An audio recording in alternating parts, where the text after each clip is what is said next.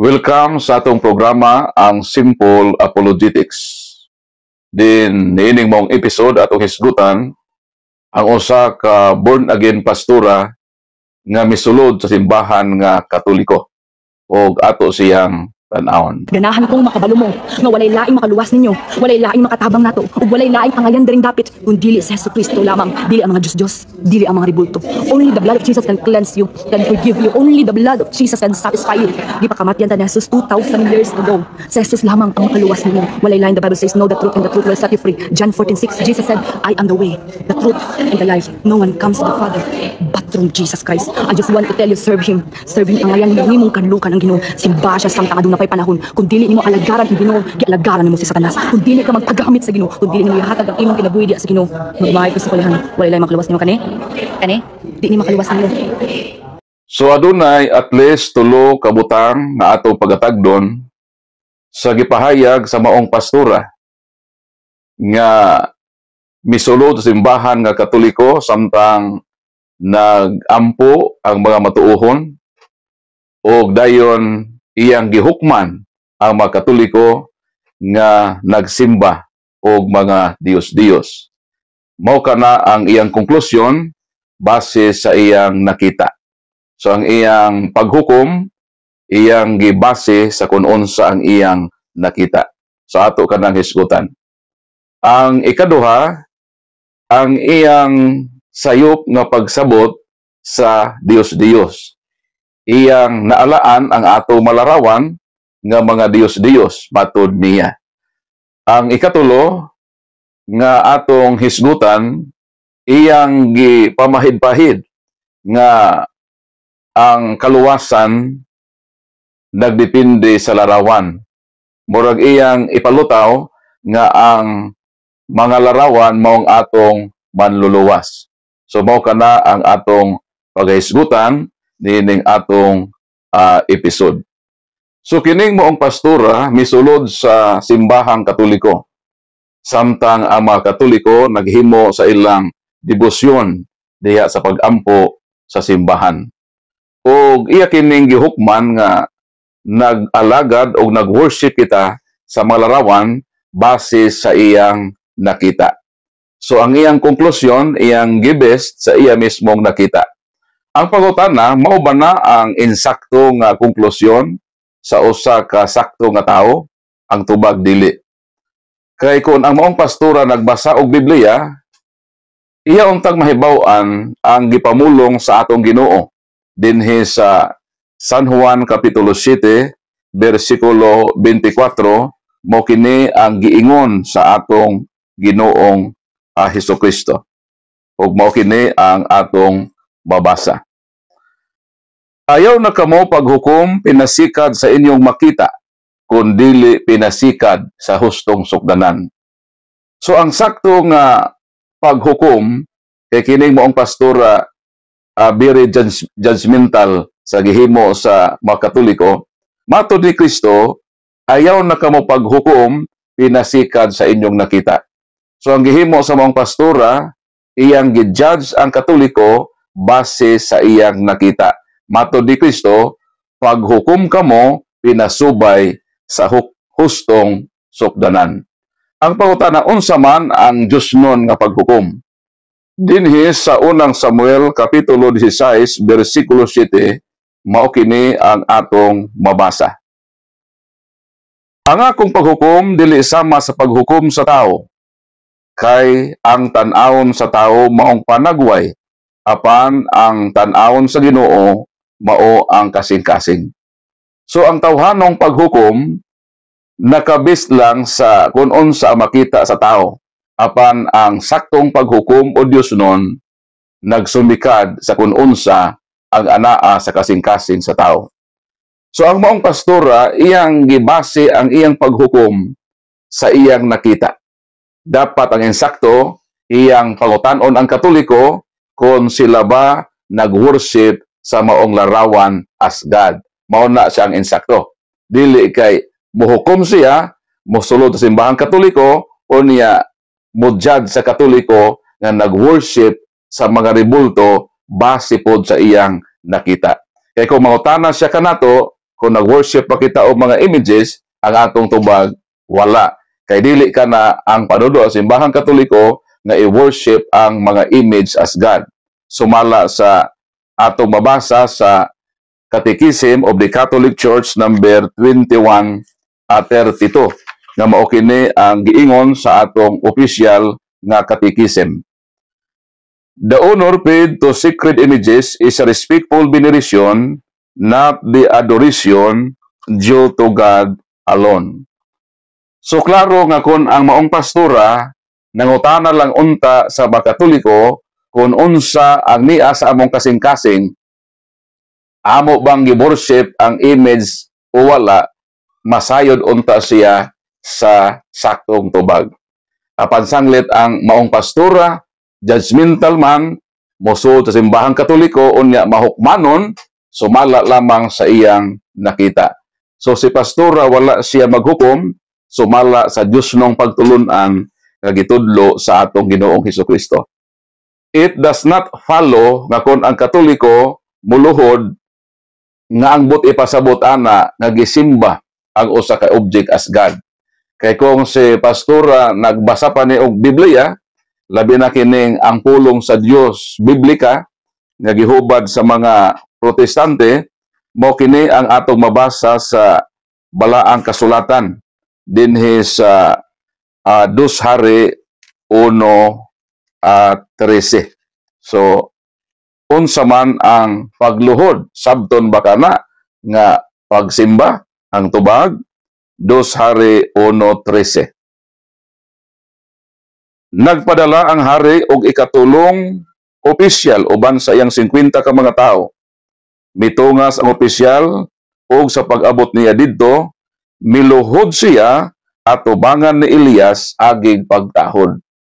So ang pagluhod ay dili absolutely nga kung makita kag ang tao nagluhod, imon nang i-judge nga nag-worship sama sa gihimo sa maong pastora. Kay kung ang pastora nagbasab lang gyud og Biblia, mahibaw siya nga dili tanang pagluhod pagsimba, naay pagluhod nga pagrespeto. Ug mao kana ang naa sa kasing-kasing namo nga magkatoliko. So mag-judge ta according sa hustong sukdanan, dili sumala sa kung unsa ang atong makita. Ikaduha nga sayop sa maong pastora kay ang iyang pagsabot sa malarawan Dios-Dios. So mo kana ang sipyat sa usa ka tawo nga kulang sa kabangkaagan sa Biblia, kay ang tanang nga mga larawan ila namang ilampurnas nga Dios-Dios. Unsa man ang Dios-Dios?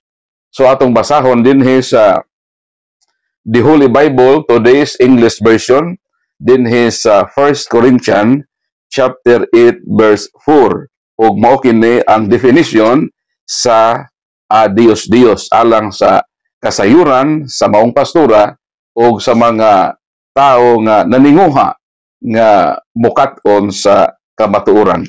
Mao kini ang atong mabasa. We know that an idol stands for something that does not really exist. So unsa ang idol kun Dios-Dios? Nagpasabot kini sa butang nga wala maglungtad o nagrepresentar sa butang nga dili tinuod. Ang malarawan sa Katoliko, tinuod ang iyang girepresentahan. Sama pananglitan sa Ginoong Hesukristo, ang gilansan sa krus. So naay tinuod nga gilarawanan sa maong larawan. Ang mahal nga Birhen nga Maria, ang nanay sa atong Ginoo. So tinuod ang iyang gilarawanan ug ang mga santos. So dili sabton nga kung makita tag larawan, ang niya dayon sa atong hunahuna natay gitawag preconceived idea, kay isaraman ang meaning sa ila basta larawan sabto na dayon nga Dios-Dios. So unsa ang Dios-Dios? Nagrepresentar sa butang dili tinuod. Ang atong malarawan dili na mabutang sa kategori nga Dios-Dios, kay tinuod man ang girepresentahan ni ana. Moadto kita sa iyang ikatulong gihisgutan nga iyang gipamahid-pahid nga dili makaluwas ang larawan. Daw Samag iyang ipasabot nga ang atong kaluwasan nasandig sa larawan. Ang tubag dili kana tinuod. Walay teaching sa Katoliko nga ang mga larawan mauna ang manluluwas. Dili manluluwas ang larawan per se o wala ka na itudlo sa simbahan nga Katoliko. Dinhi sa Katesismo sa Pilipinong Binisaya, kay kung kining maong pastora nagtuon lang yun ning maayo, dili mga taki o maghukom, sumala lang siyang nakita.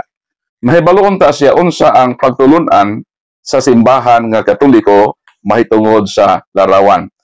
Again, din sa Katesismo sa Pilipinong Binisaya, numero 929, mao kini ang giingon sa Katekismo sa simbahan Katoliko mahitungod sa larawan. Ug mao kini ang atong mabasa. Ang mga larawan og mahulagway walay gahom sa ilang kaugalingon. Makatabang hinuon sila kanato sa pagpakigsuod kang Hesus, Maria ug sa mga santos. So dili teaching sa Katoliko nga ang larawan manluluwas.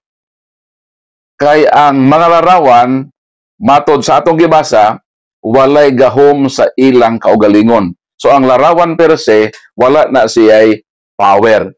Kay ang power o gahom nagikan gayud sa Dios. Pero pwede po nang gamiton sa Dios nga instrumento aron ipadayag ang iyang gahom. Pananglitan, asa na mabasa? Dinhi sa Numeros, Kapitulo 21, mao kini ang gipadayag kanato sa balaang kasulatan nga although ang larawan walay gahom diha sa iyang kaugalingon mismo, apan pwede ni nga gamiton sa Dios nga instrumento aron ipadayag sa Dios ang iyang gahom. Numeros Kapitulo 21, bersikulo 8, mao kini ang atong mabasa dinhi sa balaang kasulatan. Ug ingnan sa Ginoo si Moises, paghimog larawan sa bitin nga bronse, ug ibutang kini sa tumoy sa usa ka tukon, ug ang hipa kag bitin dili mamatay kon makatan-aw niini. So klaro nga ang Dios nagpabuhat kang Moises og larawan aron gamiton nga instrumento sa pagpadayag sa makaayo nga gahom sa Dios niadtong mga tawo nga masinupakon nga gipahit o gipaak sa mga malala nga bitin. So ang larawan pwedeng gamiton sa Dios sa pagpadayag sa iyang gahom. Apan ang larawan per se walay gahom. So ang larawan wala tuohi sa Katoliko nga manluluwas o makaluwas kundili kahimanan lang nga ma-reflect nato ang katinuoran sa butang nga atong gituohan.